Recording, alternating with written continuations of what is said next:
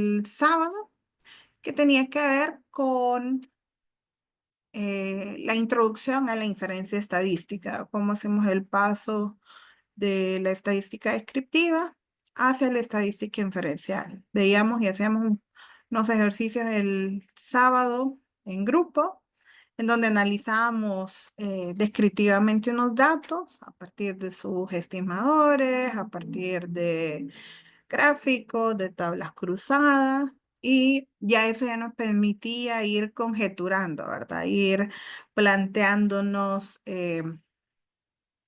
propuestas o ir planteándonos cosas que deberíamos de averiguar sobre esas variables o que deberíamos de validar estadísticamente sobre ellas. En esa clase empezábamos a hablar de lo que es la estimación estadística, que yo puedo estimar parámetros a partir de, bueno, de conocer que estos parámetros de la población tienen cierta distribución de probabilidad. Entonces, la clase del sábado concluíamos hablando sobre la estimación de la distribución muestral de la media, hablábamos de cómo esta se estimaba, veíamos la aplicación del teorema del límite central, que es esencial en esta temática, y veíamos los parámetros principales de la media muestral, ¿verdad? Que la media muestral y la desviación estándar muestral. Adicionalmente, bueno, lo que veíamos el sábado, también existe una distribución muestral de la proporción. Es decir, no todas mis variables van a implicar el cálculo de una media y el cálculo de una desviación, sino que de repente también yo puedo tener proporciones. Entonces, la proporción muestral va a ser también estimada de forma puntual o estimada mediante un valor, mediante la fórmula que les muestro ahí, ¿verdad? Que es el X sobre N. Nos va a hacer mucha referencia de repente a lo que veíamos al inicio de los cálculos de probabilidad mediante la empírica, ¿verdad? Que es la de observaciones entre total de datos, la de frecuencias, que era la de Laplace, donde veíamos los observados entre los totales.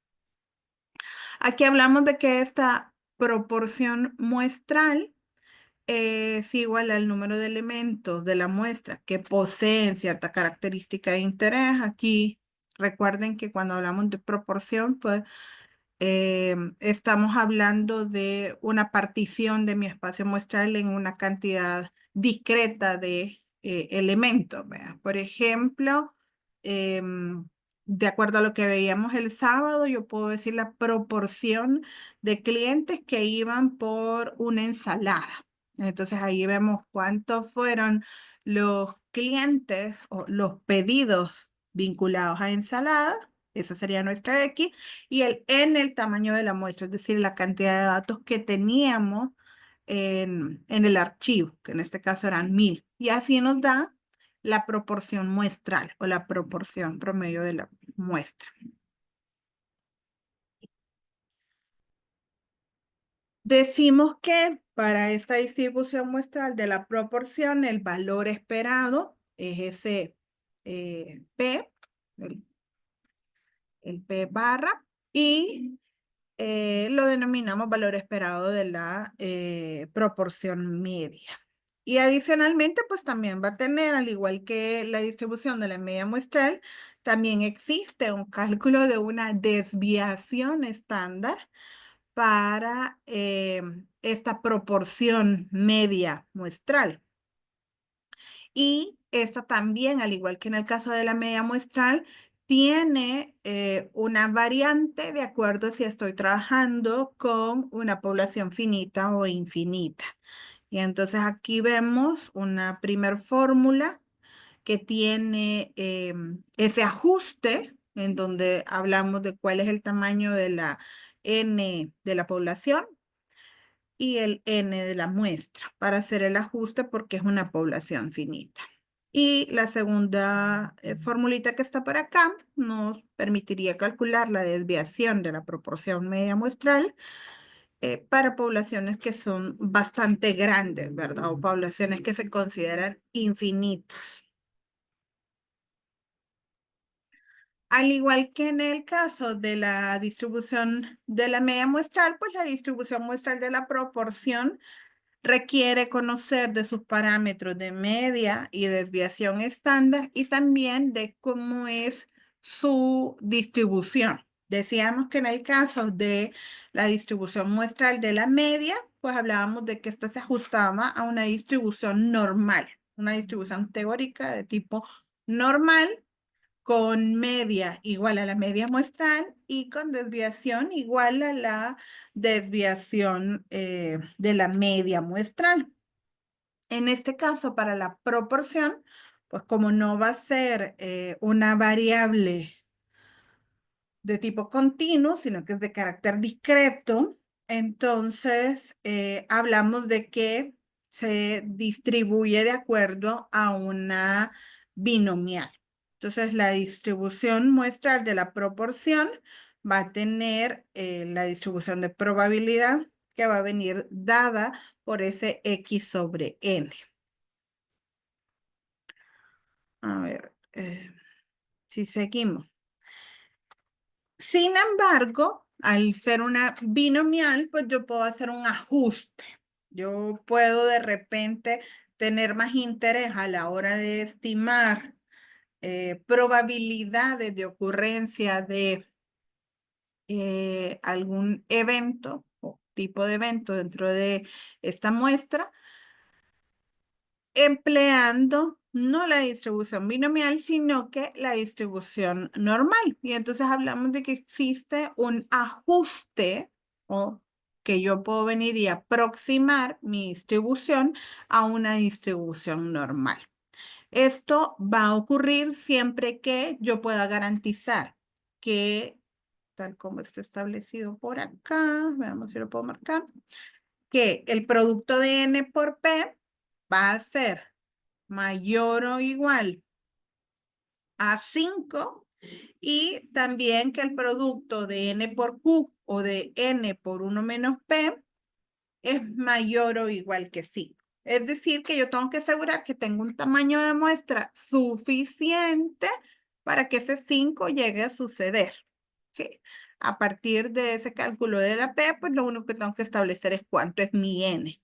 Y si yo garantizo que esto es así, entonces yo puedo hacer un ajuste de la distribución muestral de la proporción desde una binomial hacia una normal. Me sirve, como les decía previamente, cuando me interesa calcular probabilidades dentro de esa distribución muestral de la proporción. Y entonces yo puedo venir con la formulita que está acá abajo, estimar probabilidades de que esa proporción media muestral sea mayor que, menor que un valor específico, estandarizando su valor y teniendo en cuenta que la media es esa P barrita y que la desviación es esta que les muestro acá, que en este caso, ojo, está establecida como para una población infinita, pero que si fuera para una población finita, pues yo tendría que ponerle aquí el ajuste. Lo que está diciendo aquí es que vamos a calcular un Z o vamos a estandarizar teniendo en cuenta que el valor esperado es la P barrita, y que la desviación estándar es la que establecíamos previamente en fórmula, dependiendo si es finita o infinita. Y entonces yo puedo aproximar esa distribución de la proporción, de la proporción media muestral de una binomial hacia una normal. ¿Preguntas hasta ahí? ¿No?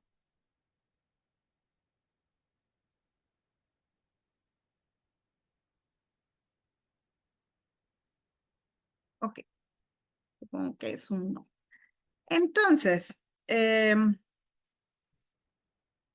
hasta cierto punto todo esto viene siendo bastante teórico y es necesario venir y aplicarlo. Entonces, para aquí traigo una serie de ejercicios para que los discutamos y los desarrollemos, ¿sí? Ojo, lo dije en plural, porque espero su participación, no me dejen hablando aquí solita. Em, y trabajemos en ello. Entonces, un primer ejercicio nos dice que en medio el peso neto de atún enlatado por una empacadora es de 325 gramos. Y ahí nos habla de la mu. Ojo, cuando utilizamos esas letras griegas, estamos hablando de los valores o los parámetros poblacionales. Entonces me está diciendo que el peso neto de la población se espera que sea 325 gramos, con una desviación estándar de 20 gramos. Si se extrae de la producción de la empacadora una muestra aleatoria, ojo, aquí ya viene la muestra, ya estamos hablando de términos muestrales, de 50 latas de atún, esto hace referencia a la N minúscula. ¿Cuál es la probabilidad de que la media sea inferior a 320 gramos o esté entre 320 y 330 gramos? ¿Sí? Lo primero a tener en cuenta acá es que, bueno, ya nos están diciendo, tenemos una variable aleatoria que es de tipo normal, que tiene parámetros poblacionales de 325 para la media y 20 para la desviación estándar. Y luego nos habla de una muestra de tamaño 50, nos están dando un n chiquito, y entonces nos dicen que quieren que estimemos la probabilidad de obtener una media. En este caso, nos están preguntando no por una media poblacional, nos están preguntando por un estadístico, es decir, por un estimador de esa media poblacional, ¿sí? Entonces hay que hacer diferenciación entre lo que es poblacional y lo que es muestral. Entonces, aquí importante tener en consideración, ya lo veíamos previamente, eran las formulitas, ¿verdad? Y aquí lo que me están pidiendo son probabilidades. A ver que esto no es editor de fórmulas, pero para que quede más o menos aquí planteado primero cómo lo deberíamos de resolver, lo voy a escribir con esto. A ver. Entonces aquí hay que tener en cuenta que, bueno, esa probabilidad que me están pidiendo pidiendo la probabilidad de que, bueno, como no estamos hablando de un peso, lo vamos a poner W, sea, luego estamos hablando de la variable, inferior a 320 gramos. Entonces nos está diciendo menor que 320. Eso es lo que me están pidiendo en el primer literal. Vamos a mover. Este es el primero de los casos. Entonces, ¿qué es lo que tengo que hacer para determinar esa probabilidad? Bueno, la estandarización. La estandarización me decía que esto va a ser igual al valor de W que ando buscando. En este caso sería 320 menos 325 dividido ¿entre quién lo vamos a dividir?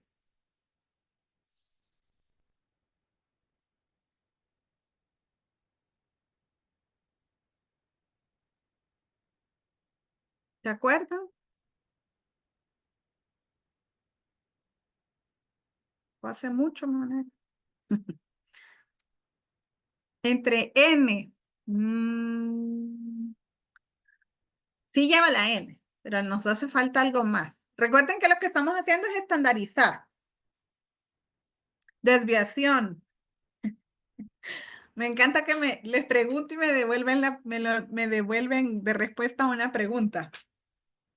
Pues también, Carlos, ambos están en lo correcto, eh, entre n y entre la desviación. Aunque en realidad n, como va a estar dividiendo a la desviación, en realidad está multiplicando ese 320 menos 325.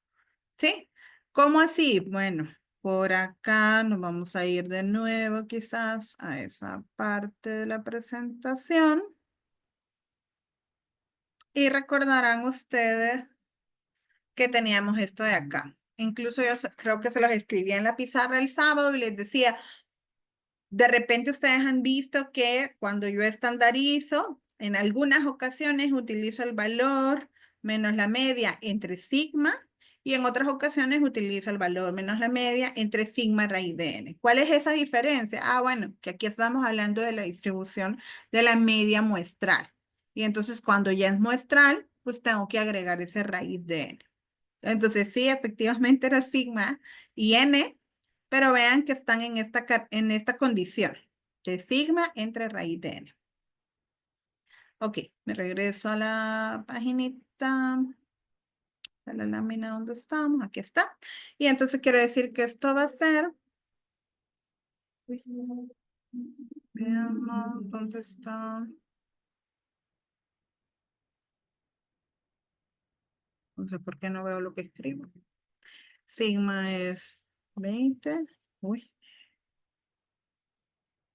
ah,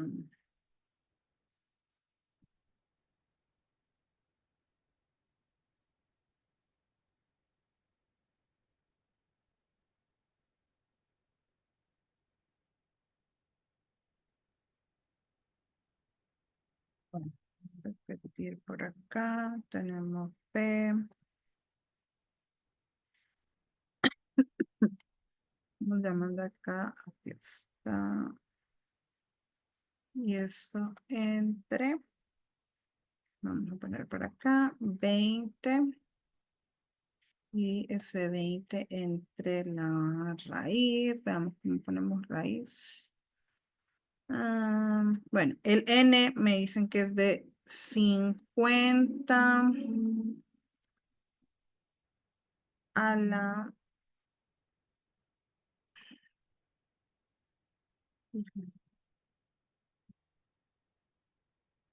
Ok, bueno.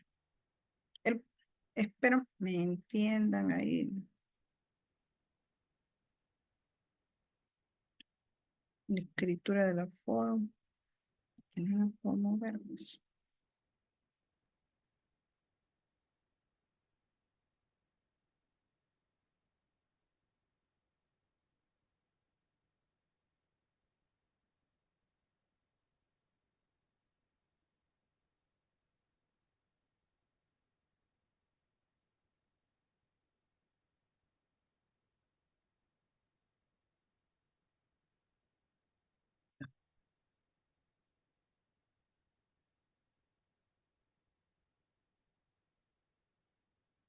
Bueno, yo creo que ahí ya se ve. Entonces, ¿qué es lo que nos están pidiendo en esta? Nos están pidiendo esa probabilidad, que se calcula como mediante la estandarización, teniendo en cuenta que estamos hablando de una distribución de la media muestral, en donde el valor que queremos es este 320. Uy, 320 no era así, es 320, pero este de acá es 325. Ok, entonces tenemos una diferencia entre el valor que me piden y la media de la población, y luego todo eso dividido entre la desviación y raíz de n. Ese sería el primero de los literales. Y el segundo, pues ahora ya me piden entre 320 y 330, entonces yo ahí necesito, pensando en cómo es mi distribución normal, que recordemos que es una campanita, pues yo necesito esto de acá, al estandarizarlo, pues yo buscaré el valor de z y el área bajo la curva para ese valor de z. Vamos a ver si puedo hacer por acá alguna forma. Mm.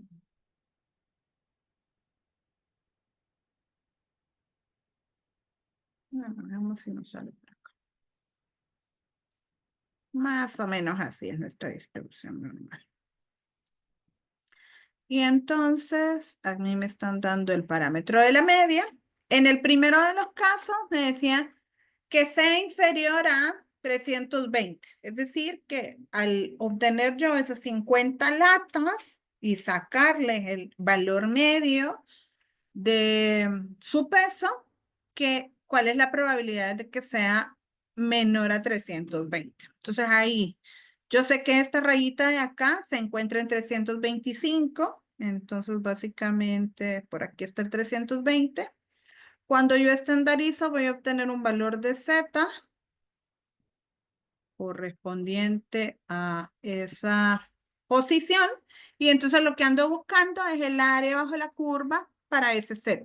Por lo general me da el área bajo la curva hacia la izquierda. Y entonces yo obtengo ahí esa área o esa probabilidad acumulada. Entonces ya tengo yo para 320 o menos. Pero en el siguiente me ponen entre 320 y 330. Entonces, en ese caso, pues ahí tendríamos 320 y por acá vamos a tener 330. Entonces lo que me están pidiendo es esta área de acá. Y entonces ahí lo que tengo que calcular es la probabilidad acumulada hasta 330 y quitarle la probabilidad hasta 320 para que me quede solo esa área sombreada.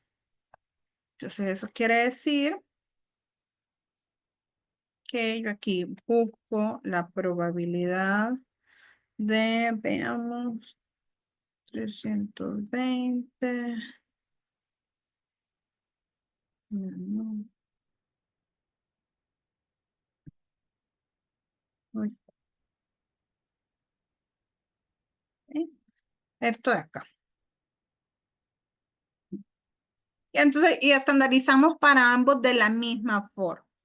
Siempre el valor, ya sea 320 o 330, menos la media entre la desviación dividida por la raíz de n. Ok, esto se puede resolver en hoja de cálculo o haciendo uso de Python. Para motivarlos a que participen, entonces les traigo una oferta. Quien quiera compartir su pantalla con la solución, exonera uno de los ejercicios de nota del módulo, ¿sí?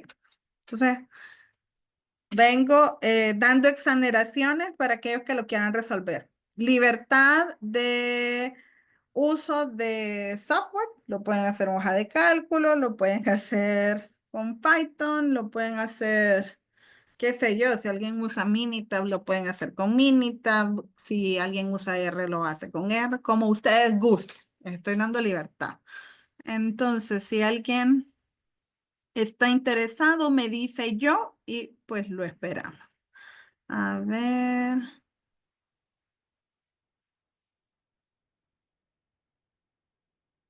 Y por acá un mensaje que se me perdió. Ahí está. Dice.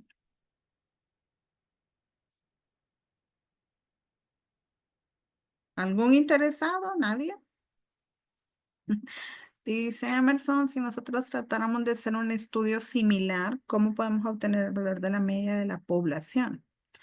Sería en este caso el parámetro de llenado de las máquinas y comprobaremos si se están cumpliendo ese parámetro con muestra. Muy bien, Emerson. Ahí usted me plantea, primero, ¿cómo conozco la media de la población? Para conocer usualmente las medias de la población, yo tengo que hacer un censo, es decir, medirlas a todas. Y eso es bastante complicado. Me pone específicamente el caso del llenado de las máquinas y si se están cumpliendo ese parámetro con muestra. Lo que podemos hacer, si en dado caso yo no tengo ese censo, que es lo usual, entonces es partir de un supuesto. Partir de un supuesto, yo digo, bueno, esto debería de ser 325. Y conjeturo algo que se llama una hipótesis. Y luego compruebo que eso está siendo así. Usualmente, si se tiene vinculación con cuestiones de calidad, lo que yo hago es establecer mis parámetros de especificación, ¿verdad? Debería de estar en este valor. Pero no sé si por ahí es por donde va la pregunta. Pero para tener medias poblacionales, pues lo único que me queda es hacer un censo o decir, medir todos los elementos. No sé si contesté con eso a su pregunta, Emerson. Ok. Pero sí podemos calcular, al tener una muestra muy grande, el estimador de la media, pues se acerca mucho al de la población, pero sigue siendo un estimador. Ok, ¿alguien se apuntó? No me van a dejar sola, yo lo voy a tener que resolver.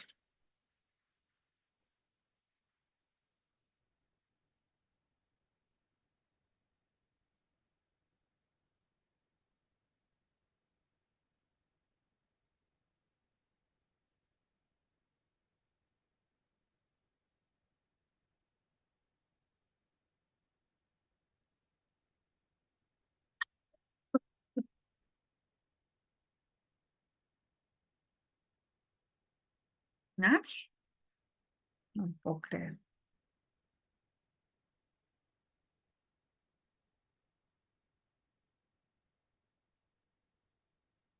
Ok, déjenme ver, vamos a...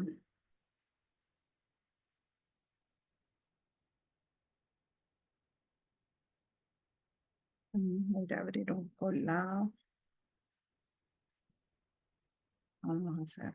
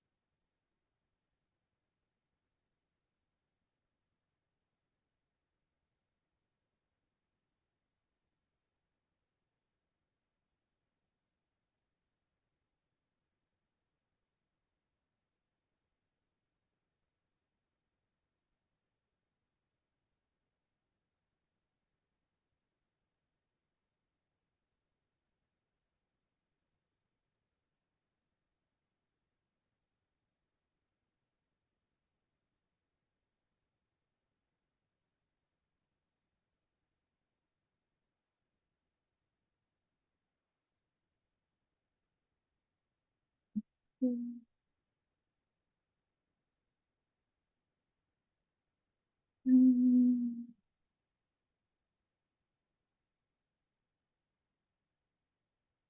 ok.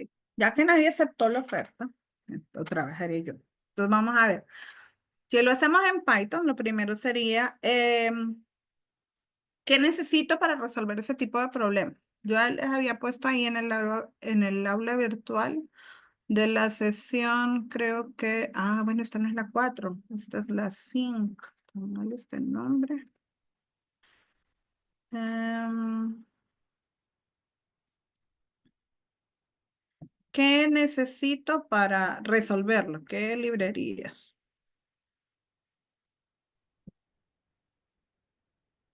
Stats. Ok.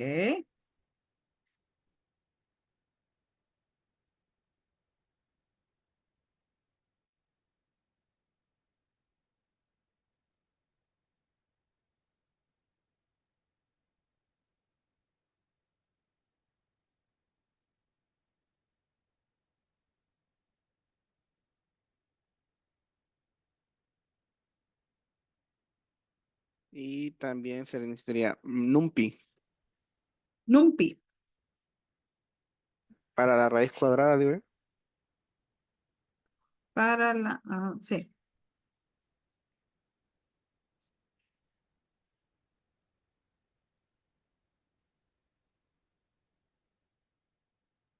Creo que,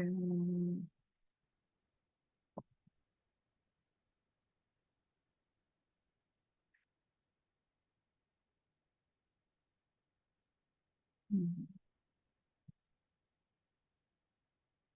Ok.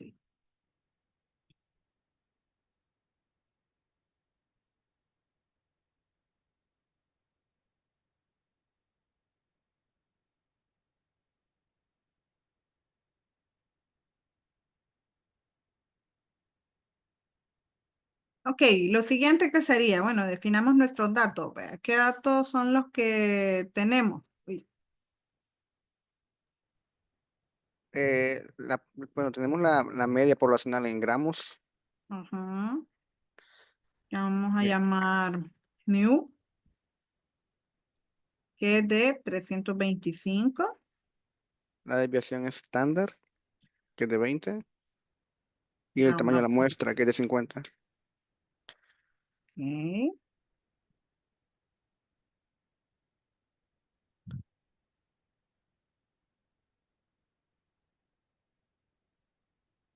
Me está haciendo falta ver quién me habla.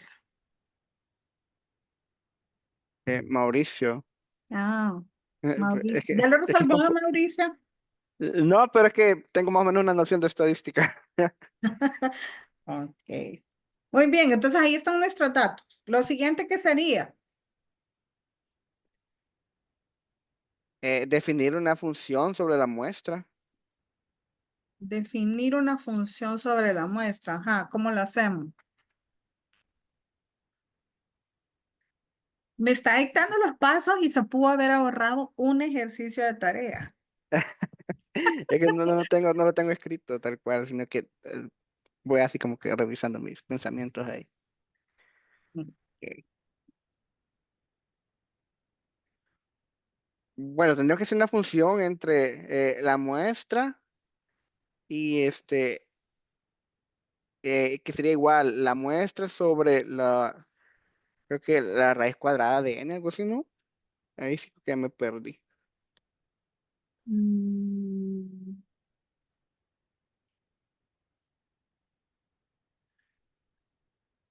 yo también me perdí con eso de... Es es la desviación de- estándar de la media muestral. Ah, ok. Entonces le podemos poner ese muestral. Ok. Y entonces calculo la S muestral. ¿Cómo? Eh, sería la muestra. eh, espera, sobre el tamaño de la muestra. De ahí creo que por la raíz cuadrada, algo así. Digo yo. Ahí sí, ya me perdía.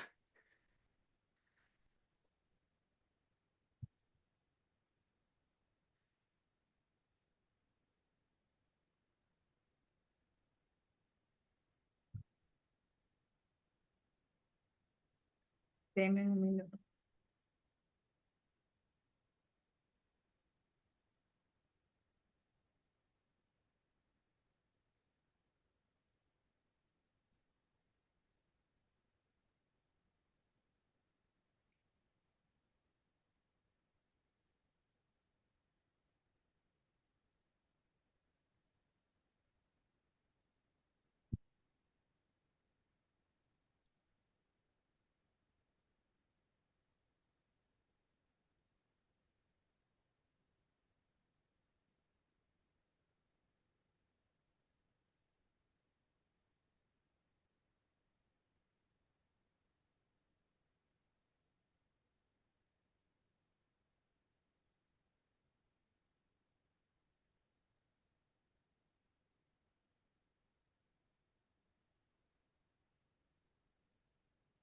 Ok, entonces esto va a ser igual a, en este caso sería sigma. Eso es lo que me decía, ¿ve? Ajá. Entre,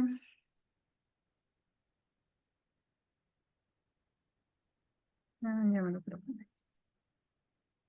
Ok, entonces ahí tenemos sigma entre raíz de n. Y ya tenemos definida cuánto es nuestra desviación muestral. Y ya teniendo mi desviación muestral, entonces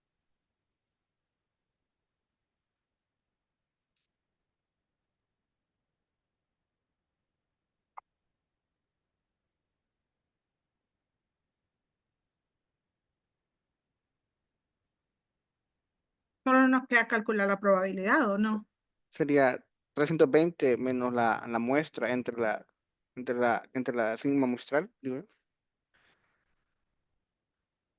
Entonces sería la probabilidad de tener una,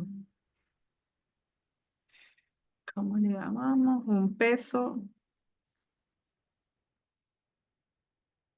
medio. No, esto me está quedando muy. Voy a poner W.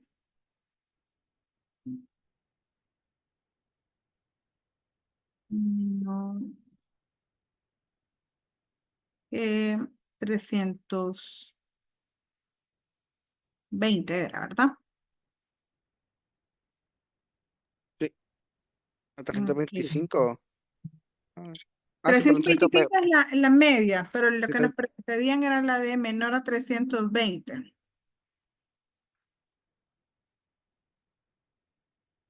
Ok, aquí esto ya me sugirió incluso la de mayor a 340. Miren, qué genial.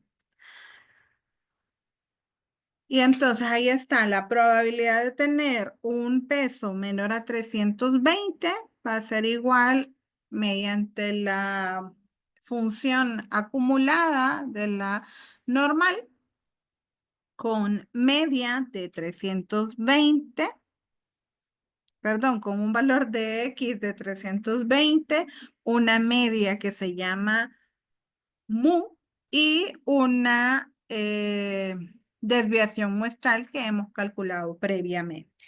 Entonces ahí tendríamos nuestra probabilidad. Esto dice que hay un problema. Posiblemente sea el paréntesis.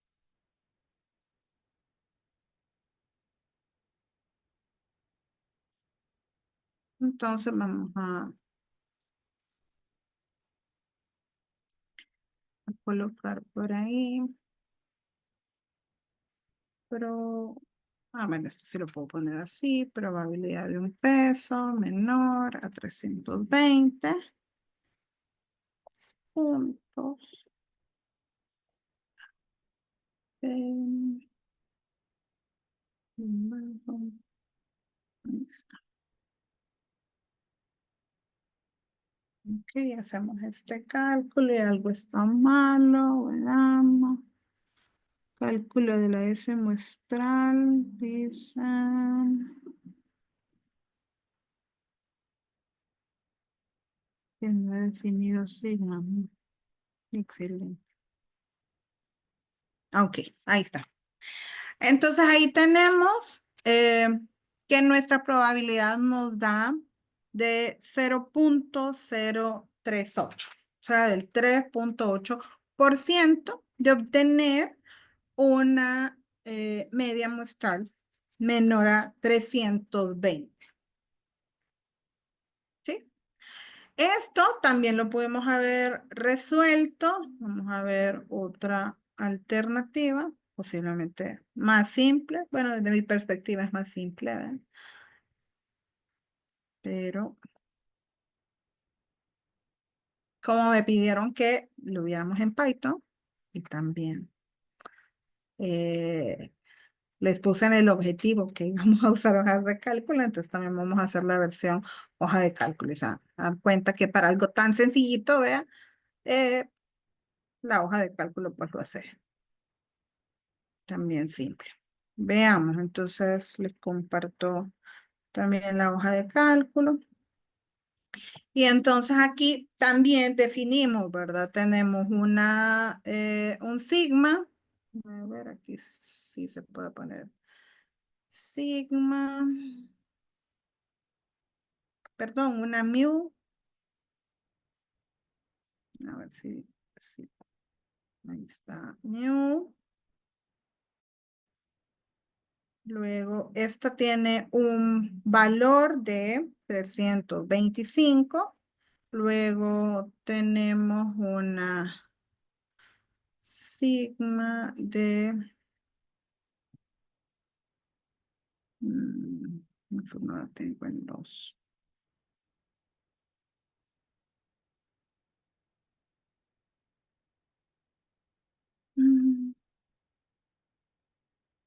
Latín y griego.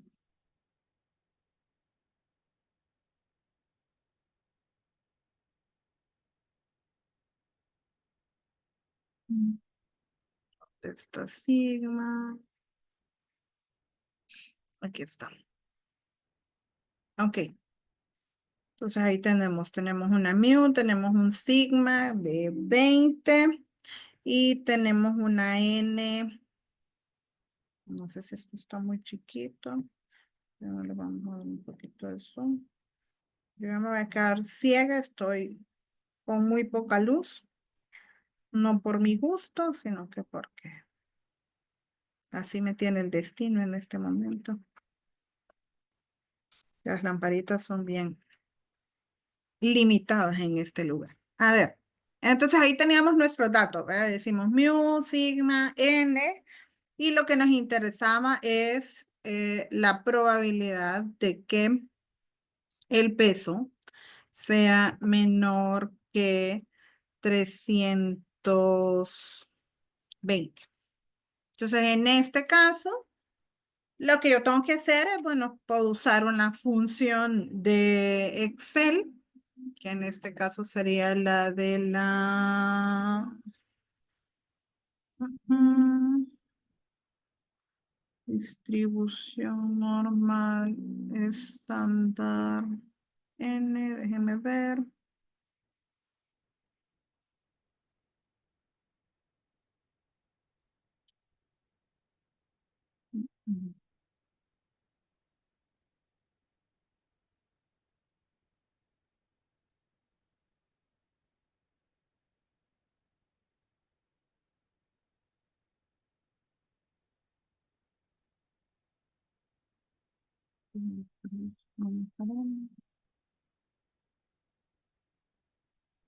Ok, sería la de, bueno, en esta versión de Excel es esta de acá.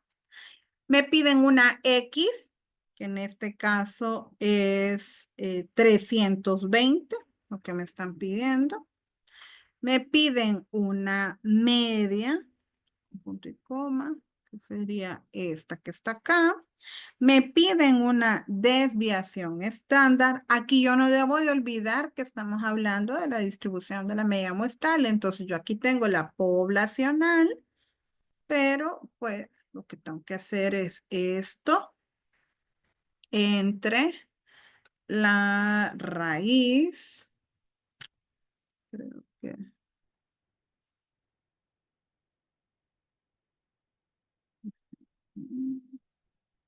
raíz de n. ¿Sí? Y ahí está mi desviación estándar. Y luego tengo que indicarle si lo quiero acumulado o no. En este caso sería verdadero. Ahí está. ¿Qué me quedó mal? Veamos. Ah, me falta un paréntesis. No me equivoco.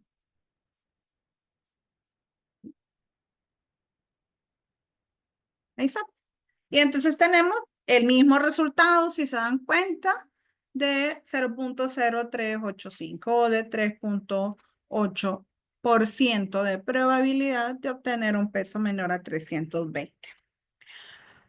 Para el siguiente literal, bueno, puedo venir y nada más calcular la probabilidad. Voy a seguir acá y luego me voy para Python. Necesito la de que sea menor que 330, que aplicaría la misma formulita, solo que como no deje nada fijo, ¿verdad?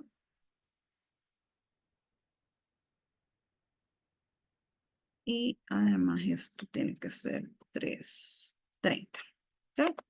Y entonces ahí me dice de cuánto es la probabilidad. Pero lo que me están pidiendo es la probabilidad de que se encuentre entre 320 y 330. Entonces, para eso lo que voy a hacer es a la de 330 le resto la de 320 y me da 0,92. Entonces, el área que está comprendida entre los valores 320 y 330 es 0,92. ¿Preguntas? ¿Quejas? ¿Comentarios? ¿Reclamos?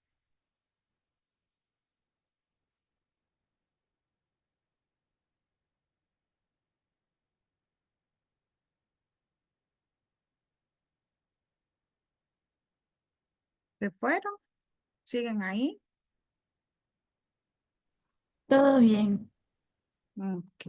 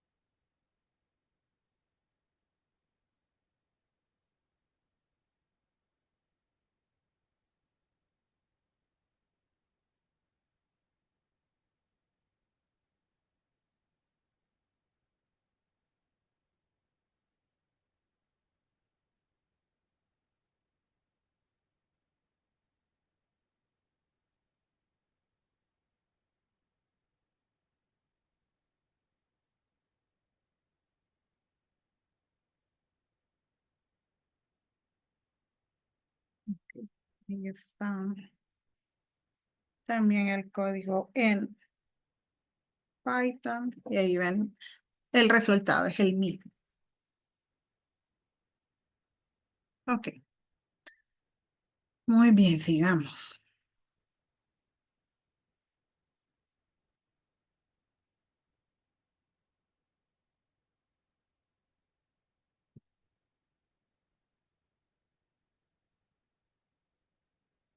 Ok, un segundo ejercicio nos habla que el costo medio anual, dice, de un seguro para automóvil es de $939. Suponga que la desviación estándar es 245. Ojo, aquí hay un elemento importante en este ejercicio, nos están diciendo suponga, ¿sí? Entonces, no hay prueba fidedigna, ¿verdad? De que la desviación estándar de la población sea de 245, sino que hay una conjetura de que el valor ronda los 245. Luego nos dice, ¿cuál es la probabilidad de que una muestra aleatoria simple de pólizas de seguros de automóvil, la media muestral no difiera más de 25 de la media poblacional? Si el tamaño de la muestra es 30, 50, 100 y 400. Y luego nos dice qué ventaja tiene una muestra grande cuando se quiere estimar la media poblacional. Eso, la respuesta a esta segunda pregunta, sé que todos la conocen. Ya la vimos ahí en clase. Saben que incluso ahí les mostraba una grafiquita que a medida la muestra aumenta, pues tenemos mayor certeza de los parámetros de la distribución de la media muestral. Entonces, el error cada vez se va haciendo menor y pues esa es la ventaja que tiene. Pero veamos cómo nos afecta. A ver, ¿cómo haríamos para determinar este primer literal? Nos dan una mu de 939, nos dan una desviación o un sigma de 245 y nos piden la probabilidad de que la media muestral no difiera más de 25. Es decir, que la media se encuentre entre 25, entre 914 y 964, si no me equivoco. ¿Sí? 25 arriba, 25 abajo. ¿Algún interesado en hacer el planteamiento?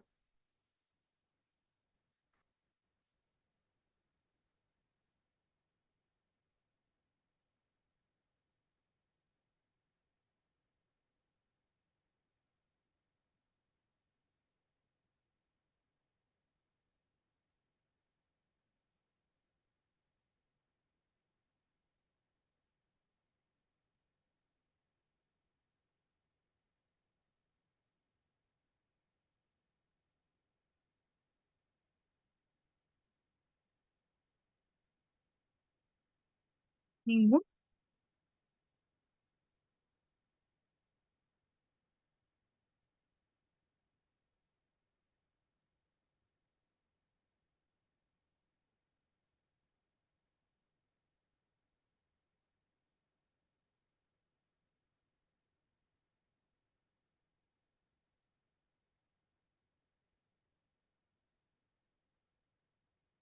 Bueno, por facilidad y por preferencia personal, me voy a ir a la hoja de cálculo. O sea, aquí teníamos el ejercicio 1 y por acá les voy a colocar el ejercicio 2. En este ejercicio 2 tenemos, bueno, me voy a copiar esto.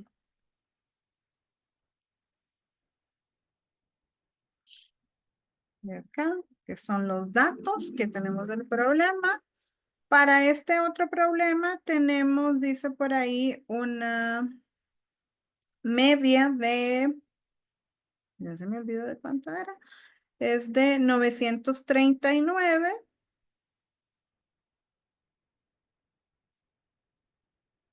Una desviación de 245. Y el n es algo que debemos modelar. Entonces, nos piden para un x barra que va a ir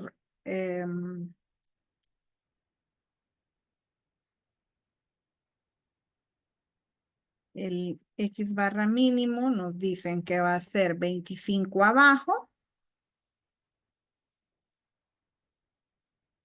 Y el x barra máximo nos dice que va a ser 939 más 245. Perdón, más 25. Entonces ahí está, entre 914 y 964. Y lo que nos piden es estimar la probabilidad para distintos n. En este caso sería para un n de 30, 50, 100 y 400.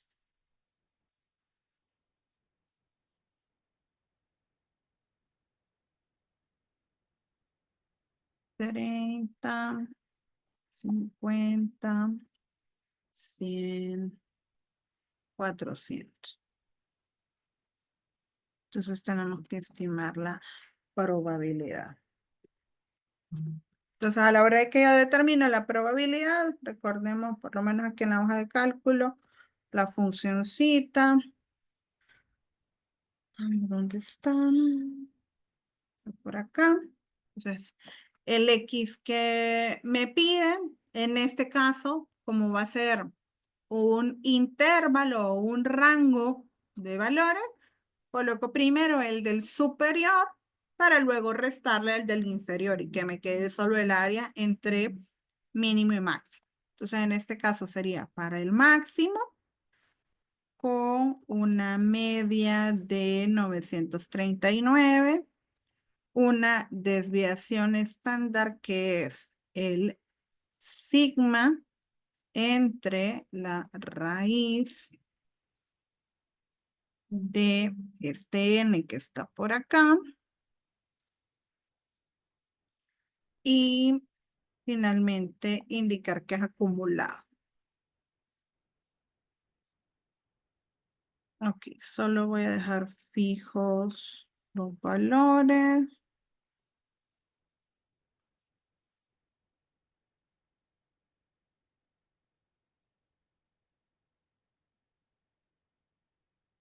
Funciona el Excelito, ok. El X tendría que quedar fijo. A media la vamos a dejar fija. Y la desviación estándar también. Pero a esto le debemos de quitar la otra área, que sería la del valor mínimo. Entonces esto sería distribución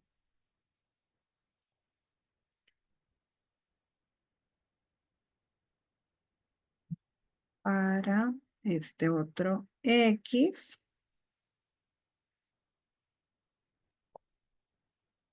con esta media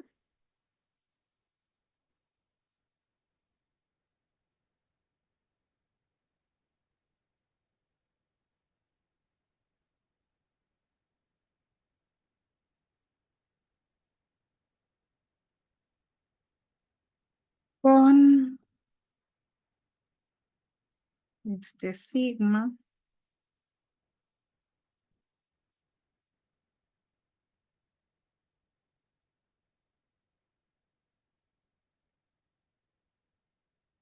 dividida entre la raíz de este n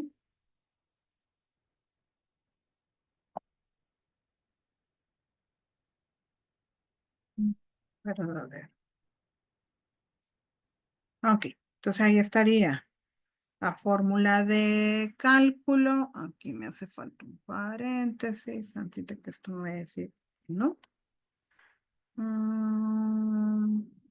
Ok, y ya con eso procedemos.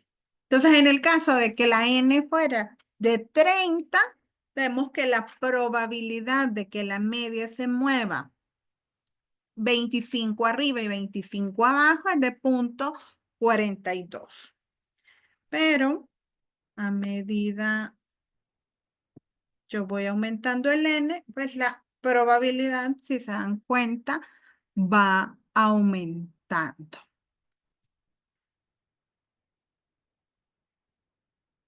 ¿Qué implica esto? Bueno, que vamos teniendo un mayor, perdón, sí, vamos teniendo una campanita cada vez más y más estrecha, ¿sí? Ya los 25 de diferencia ya no quedan tan amplios como cuando tengo un n tan grande, ¿sí? Cuando ya tengo un n más grande, es un 25. Sí, esos 25 van quedando casi en toda mi curva. Ya no tengo tanta variabilidad como con un n de 30.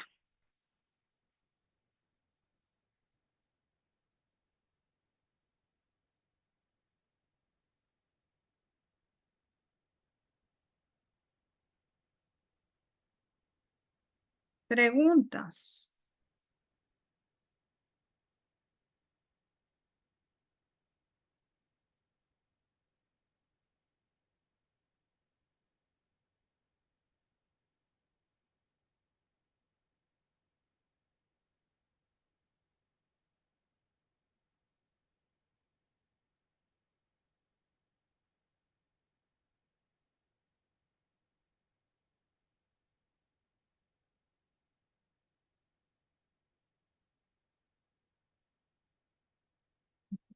Asumiré que gracias, Carlos.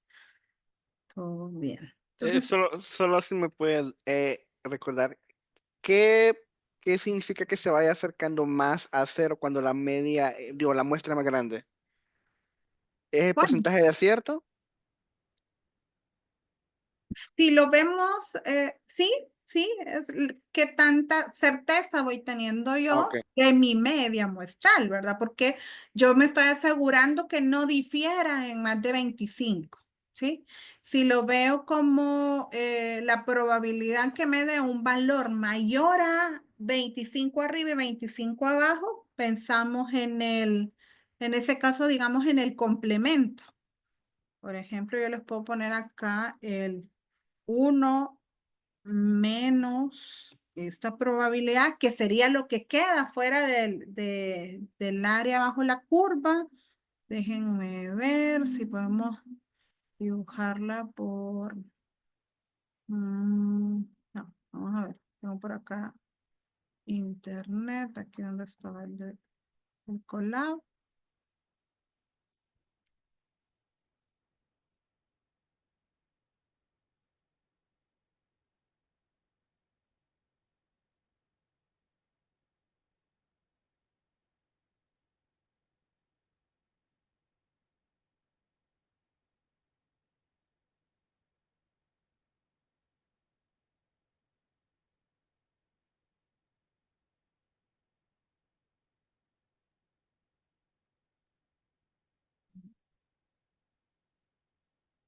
No sé si se ve la imagen que les acabo de colocar por ahí. Sí se ve. Sí se ve, ok. Bueno, ahí tiene otros números. Vamos a recortarlo para que no se vean, porque no son los valores reales de nuestra distribución. Y entonces aquí este puntito que está en medio, pues son esos 939. Y yo estoy buscando que esta área que está aquí sombreada esté entre 914 y 964. Cuando yo veo el 1 menos P o el área complementaria, estoy viendo estas dos colitas en blanco. Entonces, si se dan cuenta, con una muestra de 30, esas colitas pues son representativas. Estamos hablando de 0,57. Entonces, la posibilidad de que de repente obtenga una media muestral de 900 es relativamente grande, ¿verdad? Porque va a estar en esta área de acá. O sea, sí, sí puede ser, o una de 913. Pero a medida yo voy aumentando mi n, pues la posibilidad de encontrar un valor abajo de 914 o arriba de 964 es cada vez menor. Estamos hablando de que con una n de 400, estas dos áreas juntas me suman 0,04, es decir, el 4,1%, o que cada una de estas colitas representa el 2,05%. Entonces, es bien poquita la probabilidad de encontrar un valor arriba de esos dos límites que yo he puesto. Pero obviamente tenemos que tener una n de 400.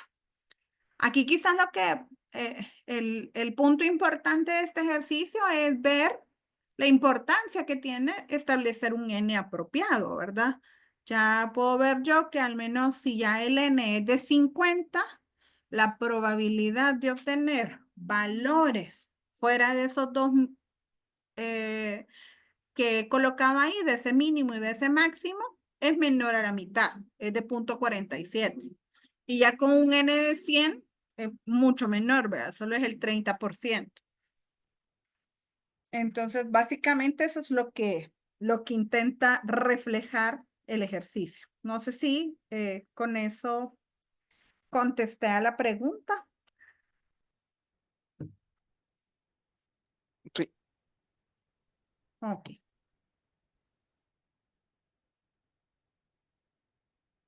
muy bien. Entonces me voy a regresar a la presentación.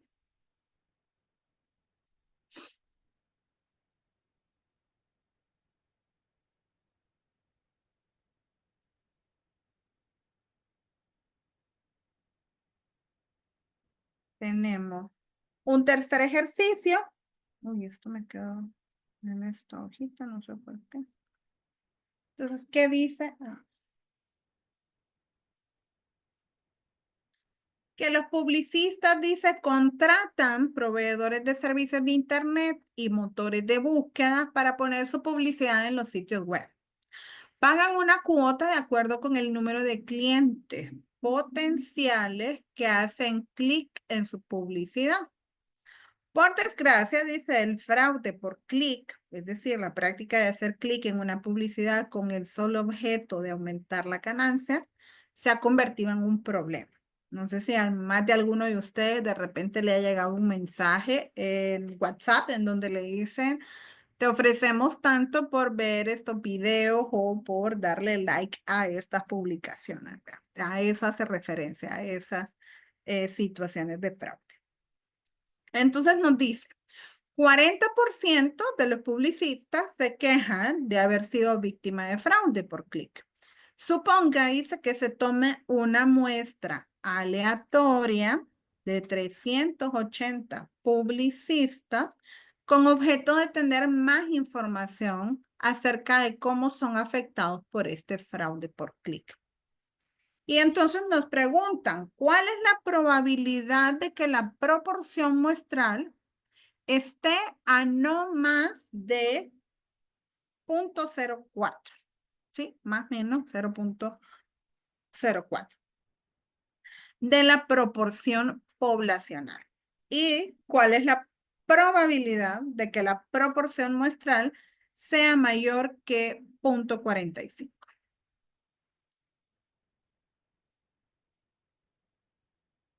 Ok.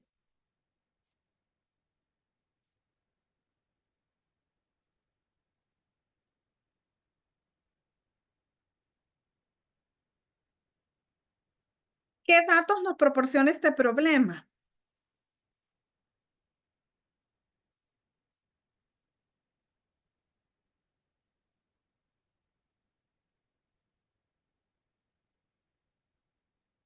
N380. ¿Cómo? N380, el valor de la proporción de la población es el 40%.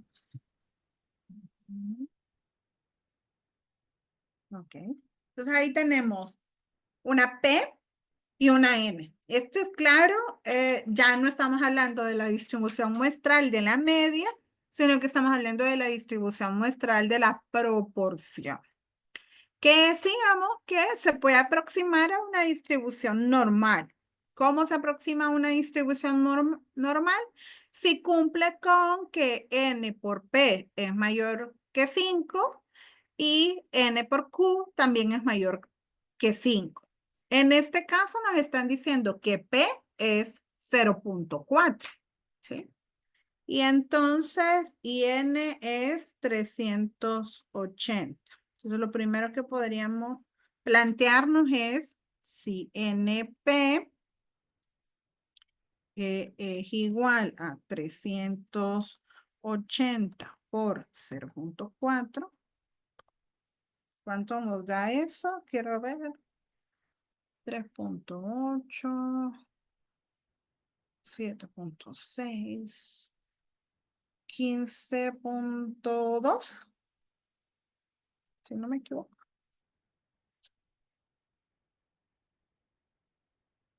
¿O no? ¿Alguien le da diferente?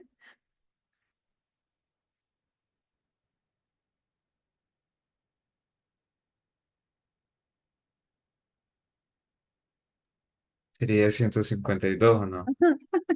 Le puse un punto donde no iba. Ya ven. Ya la cabeza no nos da a estas horas.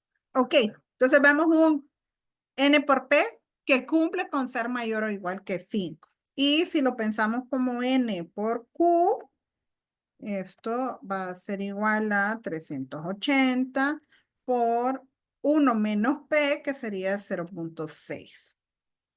Y eso nos va a dar el complemento, que serían 300, no, 228 más o menos. No sé. Sí, exacto. Ok. Entonces ahí tenemos, ambos nos dan arriba de 5, entonces yo puedo hacer una aproximación de la binomial a la normal para poder determinar esas probabilidades que nos están cuestionando.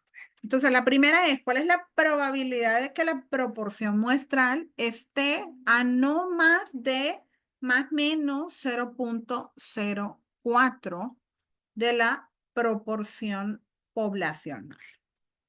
¿Sí?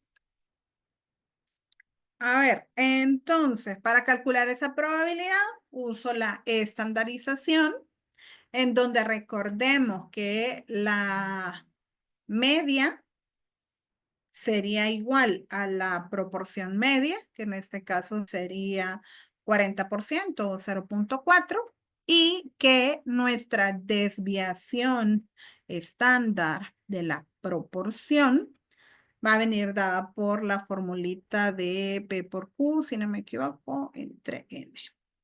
Vamos a regresar a la lámina porque no soy muy buena aprendiéndome la fórmula. No a estas alturas de mi vida ya. Sí, tenemos P por 1 menos P. No sé por qué esta cosa no baja. Ahí está. Entre N.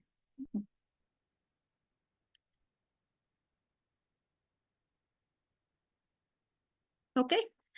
Entonces, si quieren, también nos vamos a resolver esto. Seguiré con la hoja de cálculo. Más fácil hacer dibujitos para las explicaciones acá. Y aquí vamos a tener el ejercicio 3. Y entonces aquí tenemos, como lo voy a aproximar a una distribución normal, entonces yo también puedo hablar aquí de que voy a tener una media y que voy a tener una desviación.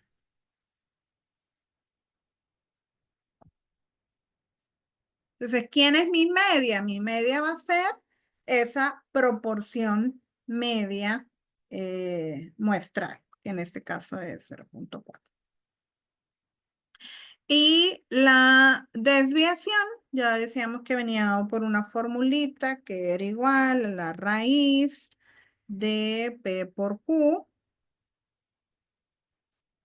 0.4 por 0.6, entre, le pongo otro paréntesis, N. Y N en este caso nos dicen que son 380. Cerramos el paréntesis, sí. Ahí tenemos la desviación. Aquí directamente le voy a poner mínimo, máximo a evaluar. Y entonces tenemos un mínimo, nos dice que la diferencia esté en un más menos 0.04. O sea, aquí vamos a tener que esto va a ser igual a esto menos 0.04. Y este otro va a ser igual a esto más 0.04. ¿Sí? Y ahí está nuestro mínimo y máximo. Y entonces lo que nos cuestionaban era la probabilidad de que no esté, de que la proporción muestral se encuentre en ese rango. Entonces nuevamente ahí vamos a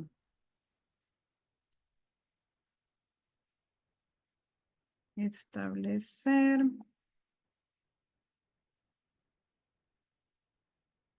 Se lo voy a dejar así.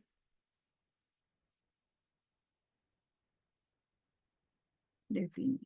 Y entonces, como es una aproximación a la normal, pues yo puedo utilizar la formulita de la normal.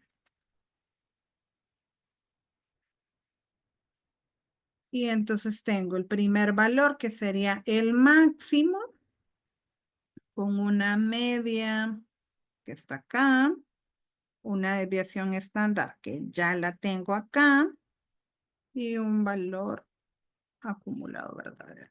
Entonces, y a esto le vamos a restar la distribución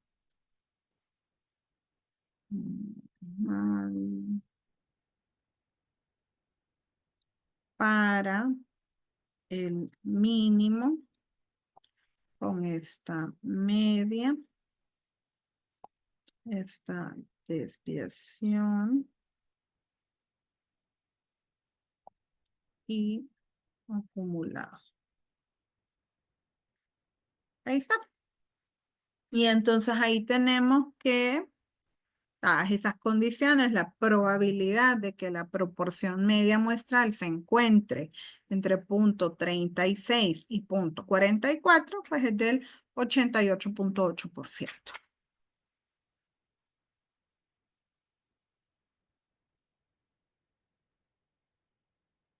Y lo otro que nos preguntaba el ejercicio es cuál es la probabilidad de que esa proporción sea mayor a punto 45. Entonces solo quiero la de que sea mayor a punto 45.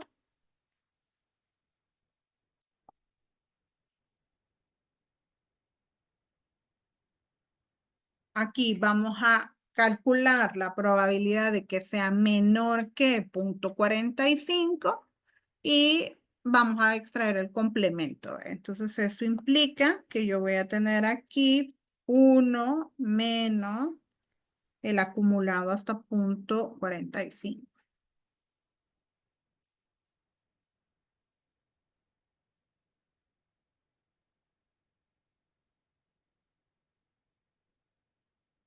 El 0.45 con esta media, con esta desviación y acumulado. Ahí está. Y pues tenemos que la probabilidad de que la proporción nos dé un valor mayor a 0.45 es solo del 2.33%. ¿Sí? ¿Preguntas?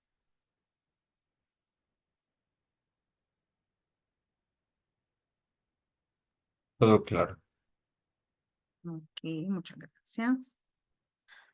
Muy bien, entonces creo que yo traigo aquí otro ejercicio, ¿o no? Sí, pero este lo vamos a leer y se los voy a dejar como ejercicio sugerido de esta sesión para ir avanzando con el tema antes de que se nos acabe la hora de clase. Entonces dice el ejercicio 4 que la proporción de personas aseguradas con una compañía de seguros para automóviles que tienen una multa de tráfico en el periodo de un año es de 0.15. Indique, dice la distribución muestral de si se emplea una muestra aleatoria de 150 asegurados para determinar la proporción de quienes han tenido por lo menos una multa en un año. Entonces, ¿qué es lo que nos están pidiendo aquí? Primero, identificar si podemos aproximarlo a una distribución muestral de tipo normal o nos tendría que quedar como una binomial en función del P que tenemos, que es de 0.15, y el N de 150. Y luego nos dice cuál es la probabilidad de que la proporción muestral esté a no más de más menos 0.03 de la proporción poblacional. Eso quiere decir que hacemos el cálculo similar al del ejercicio anterior, solo que con un mínimo de, en este caso serían 0.12 y un máximo de 0.18. Y para ese rango se determina la probabilidad. Entonces se les va a quedar ahí para que lo trabajen de forma sugerida. Muy bien, entonces hasta aquí implica nada más estimar el valor del parámetro, dado que tengo una muestra. ¿Sí? Ahora, lo siguiente sería, bueno, que yo me hago conjeturas, no solo de el parámetro o del valor del parámetro, sino de que cómo funciona dado otro valor o dada otra muestra. Porque de repente puedo decir, y creo que algunos hacían ese análisis descriptivo el día sábado y decían, Bueno, pero es que los tiempos de pago son diferentes si el cliente es en línea o si el cliente es presencial. Creo que esa es una de las conjeturas que se hacía el equipo que trabajó el tiempo de pago. Ah, mire, pero hay diferencia, ¿verdad? ¿Por qué hay mayor tiempo en esto? Y de repente también analizaron todas las otras variables y veían que definitivamente había diferencia entre el tiempo de la orden, ya sea presencial o sea en línea. Y podemos ver una diferencia en el valor numérico, pero de repente pues importa mucho que nosotros esa conjetura o que esa suposición de que tenemos de que hay algo que ahí hace que sean diferentes es real, ¿sí? Porque de repente yo puedo tener que aquel me da una medición de 28 y el otro me da de 35, pero eso no es una diferencia significativa. Aquí ya empezamos a hablar de lo significativo. Entonces, yo me hago a partir del análisis descriptivo conjeturas y una opción es estimar los parámetros teniendo una muestra, pero la otra es que yo venga y me plantee esa conjetura en forma de hipótesis. Cuando hago una hipótesis, siempre está bien en par. No solamente digo son diferentes, sino que yo planteo una hipótesis nula y también una hipótesis alternativa. Entonces, si yo digo son diferentes, la alternativa sería que no lo son, ¿sí? Que son iguales. Estas dos hipótesis siempre van a ser complementarias. Si yo digo aquello, bueno, sí, aquello es blanco, pues el complemento tendría que ser que aquello es negro, ¿verdad? Pensando en que una es la total, la ausencia de luz y la otra no. Entonces, siempre nos planteamos esa hipótesis nula y esa hipótesis alternativa. Y lo usual cuando de repente lo que yo estoy haciendo es una investigación, es que lo que yo estoy investigando se plantea a partir de mi hipótesis alternativa. Es decir, que lo que yo quiero probar, o lo que el investigador siempre quiere, es probar la hipótesis alternativa, ¿sí? Eso es lo que nos interesa. Y por eso, a la hora de que concluyo, cuando hago pruebas de hipótesis, yo concluyo en función de si logré o no rechazar esa hipótesis nula, porque yo iba a favor de la alternativa y lo que quiero es rechazar la nula. Entonces decimos de que hay esas dos hipótesis y que me interesa como investigador probar la alternativa. ¿Cómo se denominan? Bueno, la hipótesis nula se le suele poner un H0, aunque algunas personas le ponen H1 y a la otra le ponen H2, de cuestión de convenciones. Pero lo usual es que uno se llame H0 y la otra HA, o también H0 y H1. H0 haciendo referencia a lo nulo del cero y la A de alternativo. Bueno, esto ya se los mencionaba. En toda situación lo que se desea probar es la hipótesis alternativa. Entonces esa es la que, a la que le vamos a ir apostando y vamos a ver que de las distintas formas que tenemos de plantear una hipótesis, pues la que va teniendo como digamos protagonismo y modificación es la hipótesis alternativa. Aquí están las formas en que yo las puedo plantear. Aquí están definidas para un parámetro teta, que puede ser cualquier cosa. Eso puede ser la desviación, eso puede ser la media, eso puede ser la proporción. Eso incluso puede ser la asociación que hay entre variables, o de repente también puede ser la independencia. Eso puede ser la distribución de probabilidad que siguen, en fin, cualquier cosa, ¿eh? Entonces, por eso yo lo he definido ahí como teta. Y si ven en estas tres formas, una primera forma nos habla de una hipótesis nula en donde yo tengo un parámetro que es mayor a un valor especificado.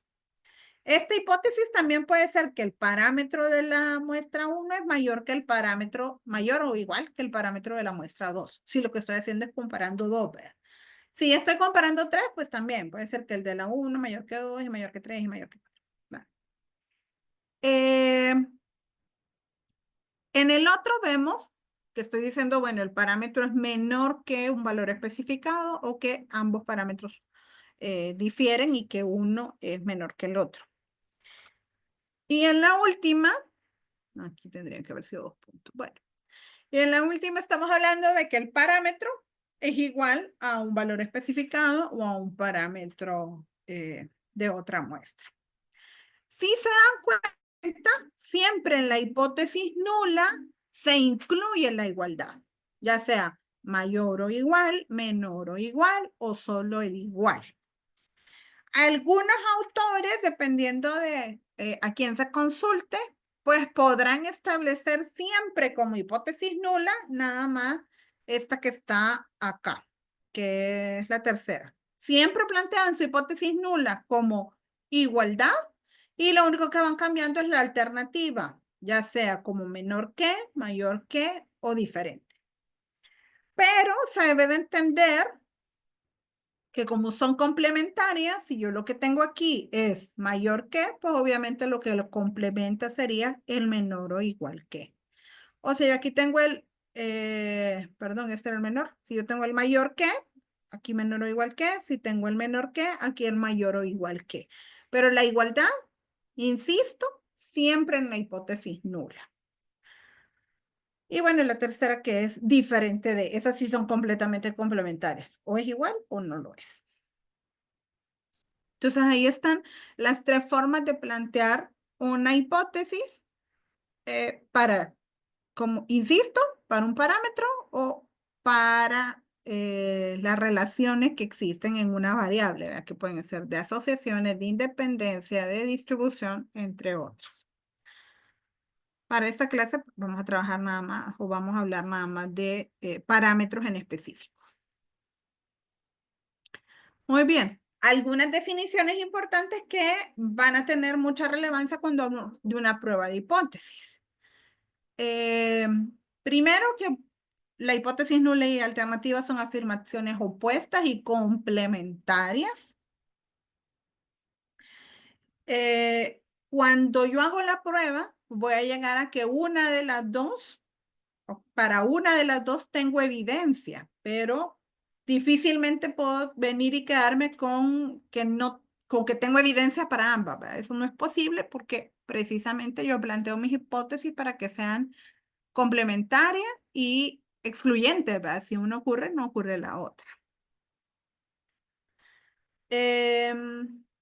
Y además, importante tener en cuenta que, bueno, cuando yo hago estas pruebas de hipótesis, hay, como en toda la estadística, involucrado algo que se llama error.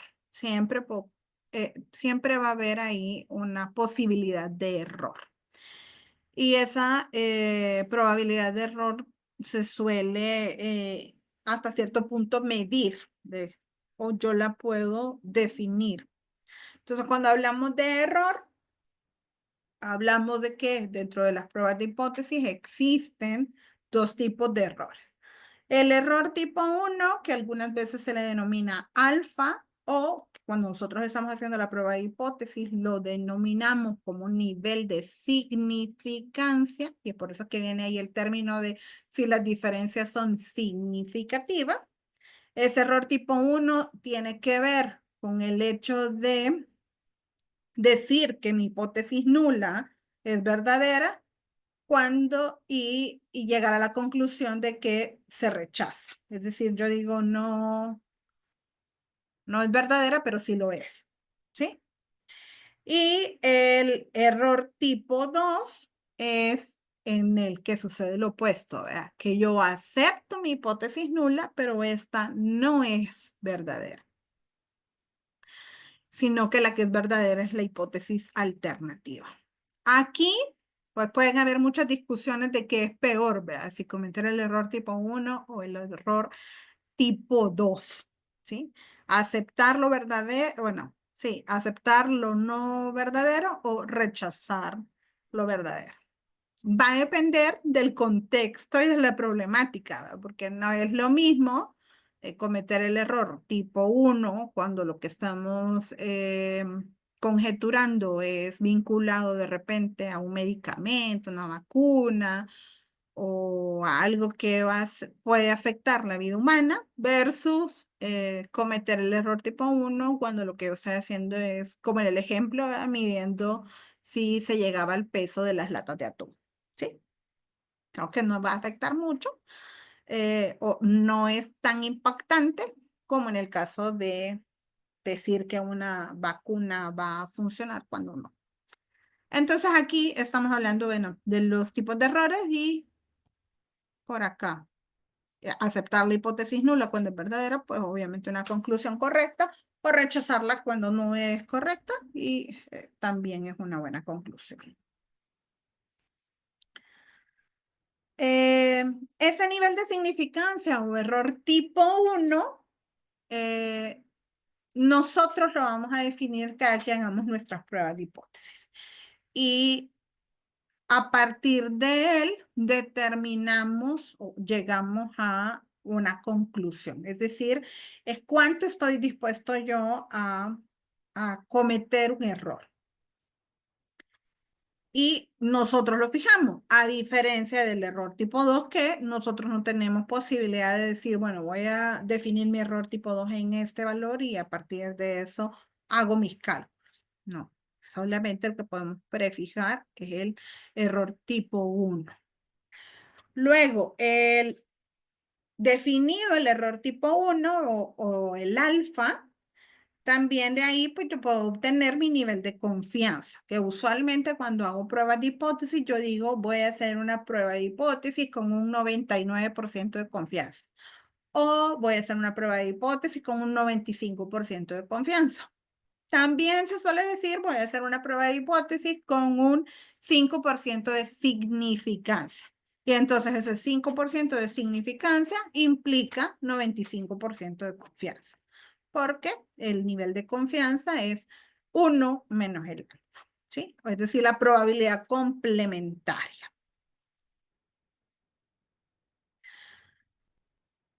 La potencia estadística, bueno, viene del error tipo 2, la diferencia de 1 menos el error tipo 2. Y la potencia estadística es un indicador o es un parámetro que yo suelo establecer, sobre todo cuando ya estoy haciendo algunos análisis estadísticos bastante robustos. Y por lo general va a venir y me va a afectar o se va a ver afectado en función del tamaño de la muestra que estoy utilizando. Entonces, cuando yo ya hago pruebas estadísticas más robustas, de repente, preliminarmente, lo que yo hago es una estimación de, a partir de esta muestra, cuánto sería mi potencia estadística. Y entonces me está hablando de qué tan robusto, qué tan buena es mi prueba a realizar o mi método a utilizar para estimar los parámetros que esté estimando, ¿verdad? Entonces, cuando hablamos de potencia estadística, buscamos valores con magnitudes siempre mayores, ¿verdad? A medida sea más alta la potencia estadística, pues es mejor. Al igual que el nivel de confianza. Y otro elemento importante cuando hablamos de inferencia estadística es el valor P. El valor P es la probabilidad de fallar en una hipótesis nula. Entonces, en este caso, a veces, cuando yo hago pruebas de hipótesis, o bueno, cuando estoy infiriendo sobre parámetros, yo puedo concluir a partir de un estadístico descriptivo. Ustedes recordarán cuando vieron probabilidad estadística que cuando hacíamos una prueba de hipótesis, lo que hacíamos es calcular un estadístico y lo comparábamos contra un valor de tablas o contra un valor que calculábamos, ¿verdad? Por ejemplo, cuando hago una prueba para la media, que conozco la varianza, lo que calculo es un estadístico Z y eso lo comparo contra las tablas. Y Si el valor es mayor, menor, en función de eso puedo decir si concluyo que tengo evidencia para decir que la hipótesis nula es verdadera o para decir que la hipótesis nula es falsa, cualquiera de los dos. El valor P, lo que me va a indicar, bueno, en muchos casos, en muchos software estadísticos, cuando yo hago la prueba de hipótesis, lo que me suele dar, o me suele proporcionar el software, no necesariamente es el estadístico, ¿verdad? Porque cuando yo tengo el estadístico, pues lo tengo que comparar contra el estadístico de tablas. Lo que me suele dar es el valor P, ¿sí? ¿Y qué es el valor P? Bueno, situándolo si pensamos en esa distribución normal estandarizada, situando la Z en la campanita, es el área al lado izquierdo, ¿sí? O a los lados, si lo que tengo yo una prueba de hipótesis de diferencia. Y entonces, esa probabilidad lo que me está diciendo es, bueno, la posibilidad de cometer el error tipo 1. Entonces, mientras más chiquito sea mi valor P, quiere decir que tengo que poner niveles de significancia muy pequeños para no cometer el error tipo 1. Entonces, lo usual es que cuando yo hago una prueba de hipótesis, busque que el valor P sea grande, ¿sí? Mientras más cercano a 0.7, 0.8, 0.9 sea mi valor P, pues yo ya tengo más evidencia para mi hipótesis nula. O en muchos casos, bueno, como investigador, vea si lo que yo ando buscando es probar esa hipótesis alternativa, mi interés va a ser es que el valor P sea lo más cercano a 0, ¿sí? Que sea muy, muy chiquitito porque eso me da evidencia para decir que efectivamente la hipótesis alternativa es correcta, ¿sí? Entonces va a depender de qué es lo que quiero. Si lo que quiero es que mi hipótesis alternativa sea la correcta, yo buscaré valores P muy chiquititos. Si lo que quiero es que mi hipótesis nula sea correcta, entonces yo esperaré valores P de mi prueba muy, muy, muy grandes. Ok. Entonces, la gran pregunta es, bueno, voy a hacer una prueba de hipótesis, tengo que definir un alfa, que es el nivel de significancia, o tengo que definir mi nivel de confianza y a partir de eso voy a determinar el nivel de significancia. Luego, en función de la potencia estadística que quiero tener, pues voy a definir el tamaño de la muestra. ¿Pero qué prueba de hipótesis te voy a hacer? Bueno, eso responde a la gran pregunta de qué y cómo, ¿verdad? Sí, yo aquí les voy a resumir rápidamente todas las fórmulas y en aras de tiempo, pues el día sábado vamos a hacer ejercicios de pruebas de hipótesis, pero aquí se los voy a dejar resumido. Específicamente prueba de hipótesis, ojo, para parámetros, solamente para ver si la media, la desviación, bueno, no les puse aquí en esta diapositiva la de la proporción, pero los puedo incluir para probar esos de los parámetros. Ah, y una cosa que se me olvidaba cuando les explicaba el valor P, les decía, yo puedo probar una hipótesis a partir de su estadístico de prueba o su estadístico,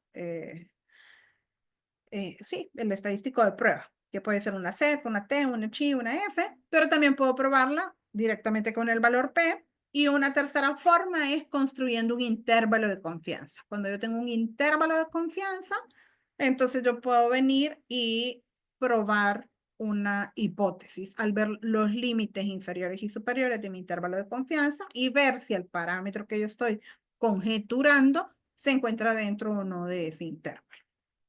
Pero lo vamos a ver a más detalle cuando hagamos los ejercicios. Así, de forma rápida, entonces, les comento. Si lo que yo quiero probar es la media de una muestra que se comporte como un valor en específico, yo puedo utilizar el estadístico Z o el estadístico T. Esto va a depender de... Algunos autores mencionan, si tiene una muestra arriba de 30, puede utilizar Z. Eso viene por lo que veíamos el sábado, por el teorema del límite central y por la ley de los números grandes. Pero formalmente, si yo no conozco la varianza poblacional o no tengo una idea de cuánto es la varianza poblacional, entonces yo debería de utilizar un estadístico de prueba T. ¿sí? Si no conozco la varianza. Si tengo idea de cuánto es la varianza, entonces en ese caso el estadístico de prueba debe ser una Z. Ahí están las fórmulas, no voy a entrar en mayor detalle. Y aquí estarían los criterios de rechazo, dependiendo de cuál sea mi hipótesis alternativa. Ojo, aquí yo les puse en la nula, siempre la igualdad. Y también, si yo tengo solamente, me interesa probar el parámetro desviación estándar, perdón, varianza, es ese cuadrado, varianza de la muestra versus varianza poblacional, un valor determinado, entonces yo lo que utilizo es un estadístico de prueba chi cuadrado, ¿sí? Y entonces, en muchas ocasiones es posible que nos dicen, se supone o se estima que la varianza poblacional es de tanto. Entonces, una primera cosa que yo puedo hacer, bueno, probémoslo, ¿verdad? Hago la prueba de la varianza, veo si efectivamente es ese valor que se estima y ya luego puedo decir, bueno, si logré validar que esa varianza corresponde con lo que se estima, entonces ya luego me puedo ir a una prueba Z, ¿sí? Porque ya he validado o probado la hipótesis de la varianza. Y entonces me puedo ir a una Z.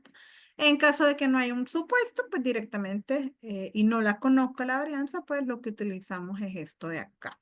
Vean la diferencia. Aquí la formulita, muy parecidas las dos fórmulas, pero en esta es una sigma, porque es la varianza de la población. Mientras que aquí es una S, porque es la desviación muestral. Ay, perdón, este es desviación poblacional y este es desviación muestral. Les dije varianza, pero no iba cuadrado. Ok, entonces ahí están. Si lo que me interesa es comparar el parámetro, media o desviación, para una muestra versus un valor en específico. Pero si lo que yo quiero es probar, por ejemplo, las muestras de dos, bueno, quiero comparar dos muestras, una 1 y una 2, y ver si estas son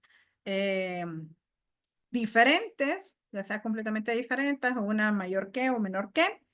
Entonces, si conozco la varianza, ojo, de nuevo, puedo utilizar un estadístico Z. Y esto se calcula de esta forma que está acá. Si no conozco la varianza, entonces, ¿qué voy a utilizar? Voy a utilizar el estadístico T, pero aquí empiezan a haber una serie de variantes. ¿Qué puede ocurrir? Bueno, que primero yo tengo que saber si se supone que esas dos varianzas de las dos muestras son iguales o no.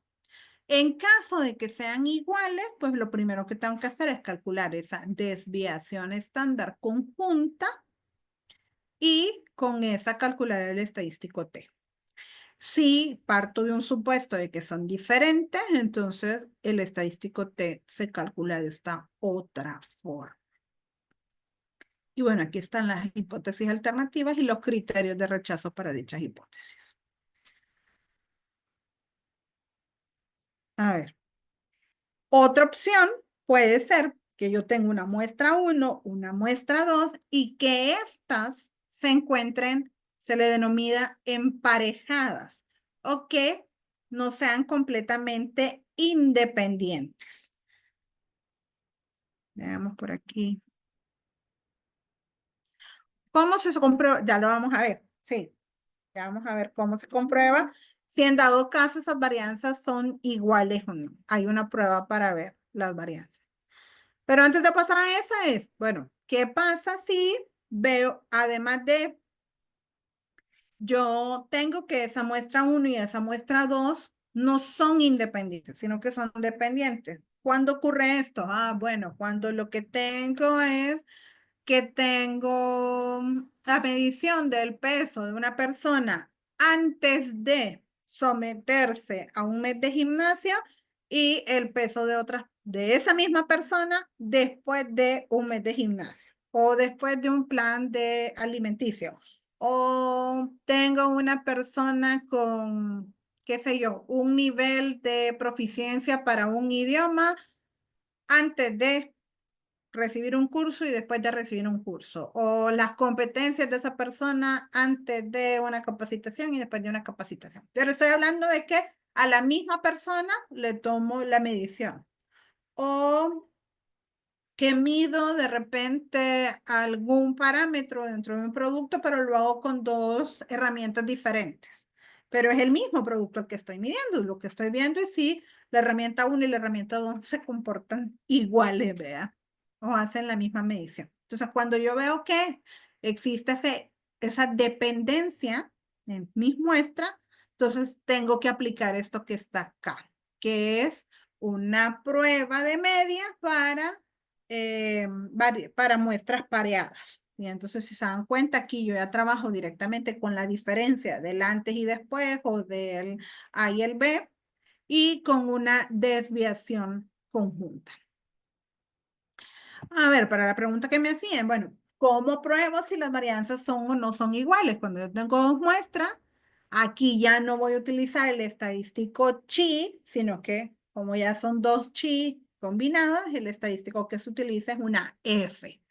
Y entonces yo pruebo la igualdad o no de esas dos varianzas mediante este estadístico que está acá. Es bastante simple, no es más que la división de una sobre otra y lo comparo con la distribución F de Fisher. Y entonces a partir de eso yo puedo conjeturar, bueno, yo puedo probar mi hipótesis de si son iguales o no y luego hacer la prueba de medias ya teniendo un poquito más de seguridad o de confianza de si son o no son iguales las varianzas. ¿Sí?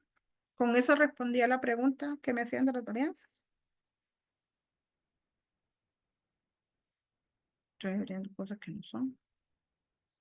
A ver. Ok. Muy bien, entonces si sigo rápidamente. Solo les estoy contando qué pruebas hacer. No se preocupen por la fórmula. De todas formas, al final, si lo que yo tengo es una muestra, pues yo voy a un paquete estadístico, una hoja de cálculo y hago la prueba. Hoy por hoy,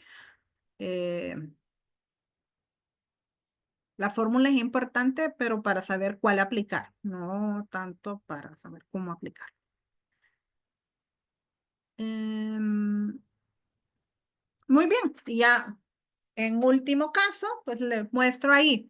¿Qué pasa si la hipótesis que yo tengo hace referencia a más de una muestra? Si se dan cuenta, vine con comparar mi parámetro contra un parámetro definido, es decir, me dicen, quiero saber si la media es de 25. ¿Sí? Esos es los primeros que les mostraba. El mu igual a un mu sub 0. O quiero saber si la varianza es igual a 4. Entonces el sigma cuadrado igual a 4. Luego les mostré qué pasa si lo que tengo son dos muestras. mu1 igual a mu2. O sigma 1 igual a sigma 2. Pero luego puedo tener que me interesa saber si hay igualdad o no en más de dos muestras. Tengo 3 muestras, 4 muestras, 5 muestras, n muestras. Y entonces ahí, pues yo ya no puedo venir y empezar a emparejar bueno, sí lo podría hacer, ¿verdad? Digamos que tengo 3, puedo comparar la 1 con la 2, la 1 con la 3 y la 2 con la 3 y hacer tres pares y a partir de ahí concluir si son o no son iguales. Sin embargo, al tener cada una un nivel de significancia definido, por ejemplo, 0.5, 0.5 y 0.5, al hacer esas tres comparaciones por separado, lo que yo estoy haciendo es aumentando mi error tipo 1 a la hora de concluir. Entonces, ¿qué es lo que tengo que hacer? Bueno, hago algo que se llama análisis de varianza. Yo sé que el nombre hace más referencia a que estoy probando varianzas y efectivamente es lo que hago a partir de las varianzas. Probar, pero realmente mi hipótesis tiene que ver con las medias. Estoy probando si las medias de más de dos muestras son iguales o no. Es decir, si hay algún elemento que yo considero un factor que las hace diferentes, ¿sí?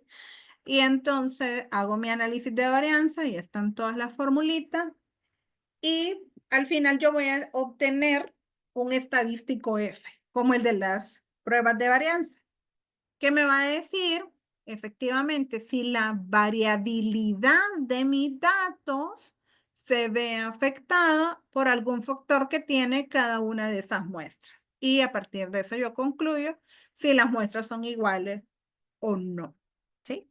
O bueno, si cada par de muestras son iguales o no.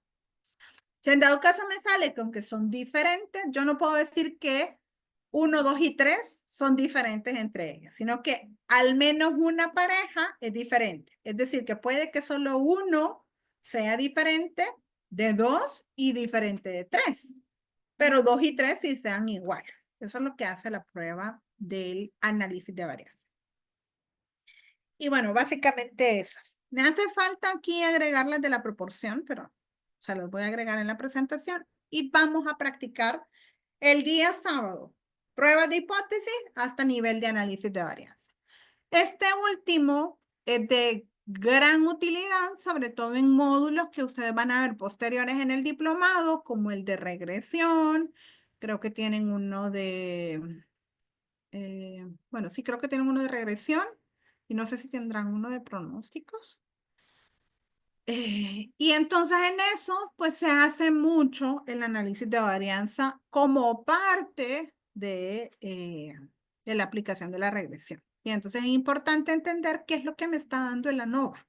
Así se le suele denominar, ¿verdad? No se suele decir análisis de varianza, sino que ANOVA, por sus siglas en inglés.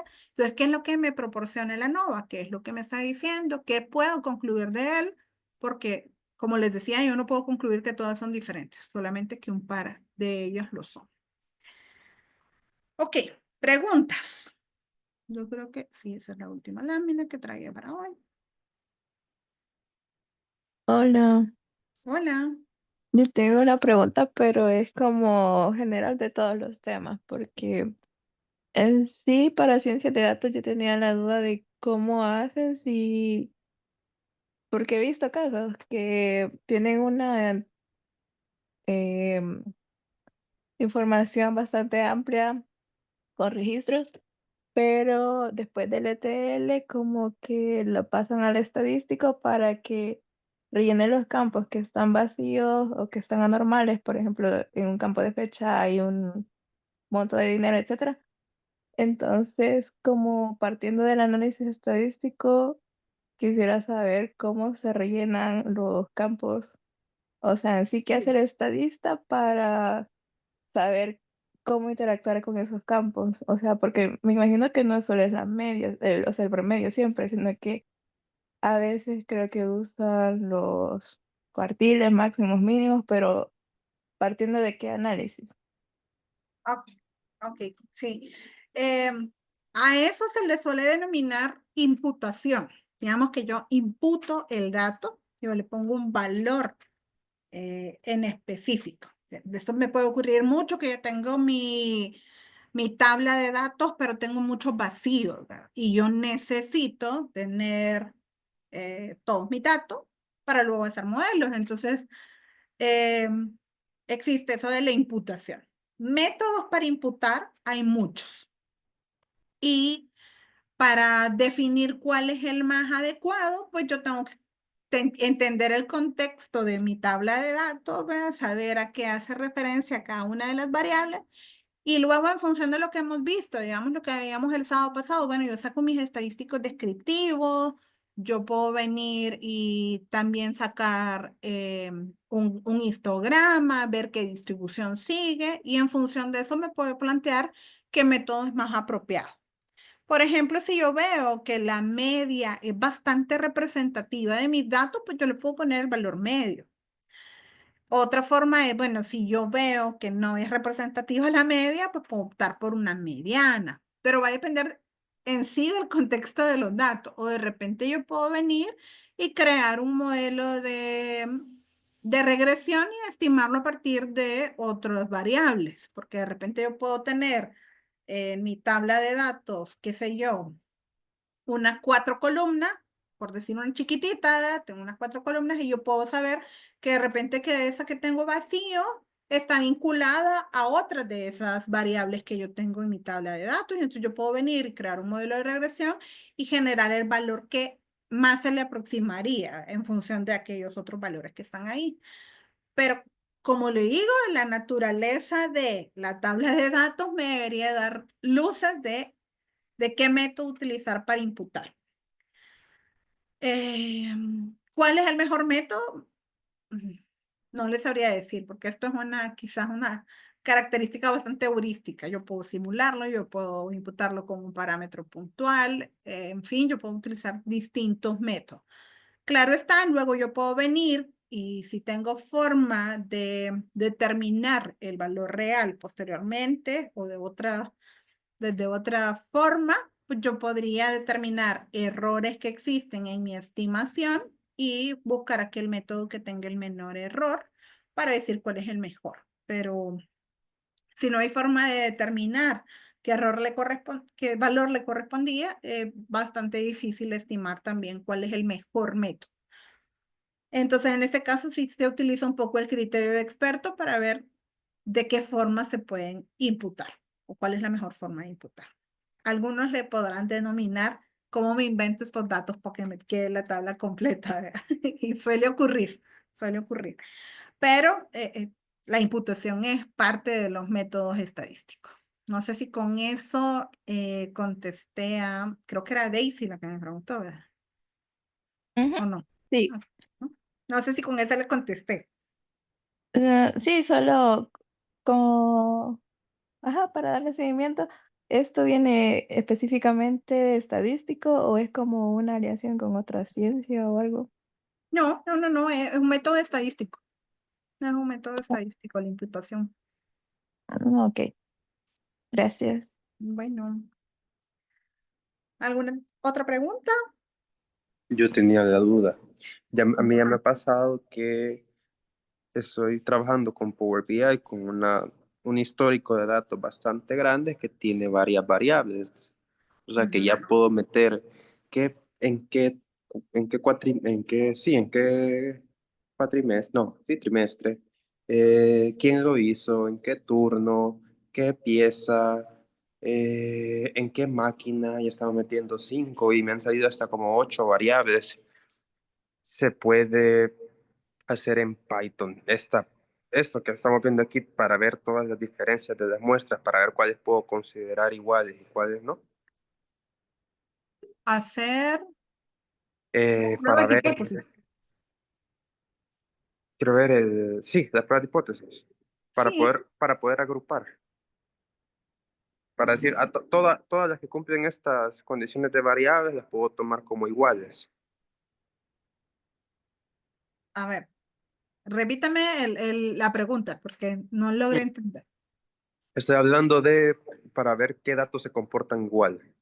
Como para decir, vaya, los de la máquina A y de la máquina B hechos en el turno A y en el turno B se comportan igual, mejor los voy a tomar como una sola muestra. Sí se puede. Ok, ok. Ujú, Esa era mi duda, gracias. ok. ¿Alguien más?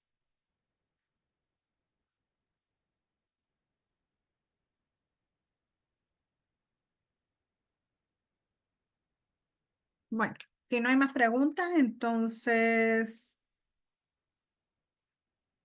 nos quedamos hasta acá. Nos vemos el día sábado y pues cualquier cosa me pueden contactar por mi correo electrónico.